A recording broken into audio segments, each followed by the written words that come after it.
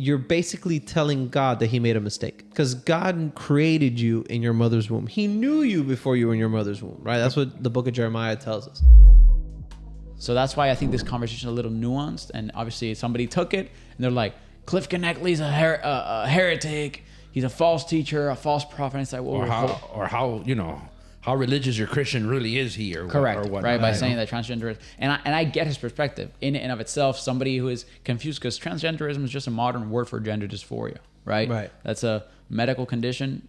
Hate me or love me for saying that. It is. It's a medical condition. Someone that's confused about their gender, their identity, and so that in and of itself is not sin, right? Someone that's confused, someone that's questioning their identity, their sexual identity, or their gender identity. That might not inherently be a sin. It's when you act on it. Right. When you go in and harm yourself by removing a body part, altering your physiological state. Right? I would argue that's a sin. Why? Because God created us in his image. When Amen. You were born, you're fearfully and wonderfully made from the womb, right? And before anybody goes like, what about the intersex people? That's like 1%, if that. If it's not, probably less than that of the population. Correct. And even then, with intersex people, I believe that typically the genitalia of one or the other sex is more prevalent. So even in intersex people, there's more male characteristics than female characteristics. But you can't ascribe 1% of the population to everybody who identifies as trans. Like, those are very rare medical cases. But in general, to point at someone and say they're sinful just because they struggle with something, that's not true. It's when you act on certain desires, certain feelings, certain cultural movements, I would say. Because right now in society, there's the whole LGTV. We're going to use LGTV so we don't get shadow banned by YouTube.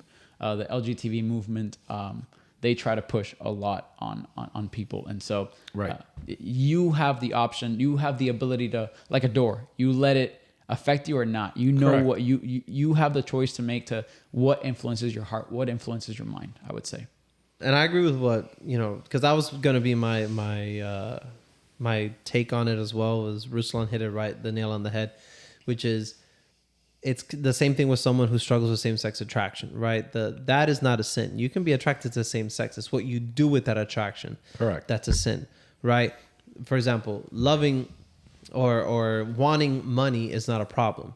It's if you idolize and obsess over money, that's the problem. That's the sin, right? The Bible says, the Bible doesn't say, what is it? That money's the root of all evil, right? It's, what is it? The love of money. The love of money. Correct, there you go. Sorry, I was blanking out. It's not that, because again, Hollywood has said money's the root of all evil. No, it's the love of money.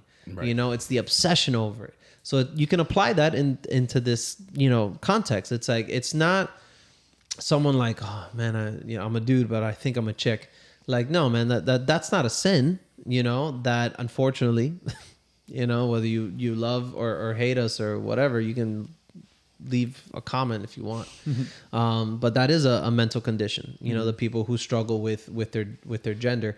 And one thing that I've always said about transgenderism is this, it's that, it's not a sin, right? So like the Bible does not address it specifically like, hey, transgenderism is a sin. Don't do it. Wrong, right? But I think transgenderism might fall under the sexual morality. You could argue that it's there. And I would say that where I think it's not that it's a sin, but I think it's just you're basically telling God that he made a mistake. Yeah. Because God created you in your mother's womb. He knew you before you were in your mother's womb, right? That's what the book of Jeremiah tells us. So you're telling the God of the universe, the creator of everything, the guy that put the breath in your lungs that you're breathing right now, the dude that wakes you up every single day, that allows you to live every single day. You were looking at that dude in the face and you're telling him, you messed up. I should have been born a woman. You messed up and you made me a guy. Right. Or vice versa. You messed up and you made me a girl and I should have been a dude. And it's like, that to me is where I think, again, not a sin, right? But I do think that you're kind of like spitting in his face and it's like, you messed up. And it's like, dude, and God does not make mistakes. The Bible does make that very clear, mm-hmm. Right? He's not a man that should lie. He's not a man that makes mistakes. He is perfect. And again, if he's the one that created everything from beginning to end, what makes you think that he was going to mess up with you? Yeah. Or with a certain population of people that are like, oh, all these people have to be were born the wrong sex. Like, no, man, that's just not the case. Yeah. And I go back to Genesis where it says in let's make mankind in our image, and then God created them male and female. He created them. It doesn't give a C option. It's like male and female. He created them. It doesn't give an alternative option. A both? Yeah, both. There's no they thems. There's no they thems. Don't even get me started with the grammar, but and pronouns. But I think it grieves the heart of God, and I think where there may be sin, actually, I would argue is in the pride to say, God, you made a mistake. It's like it's almost like I would argue the pride to say, God, you made a mistake and you were wrong. I don't know. I think there's a case to be made where the sin might be pride.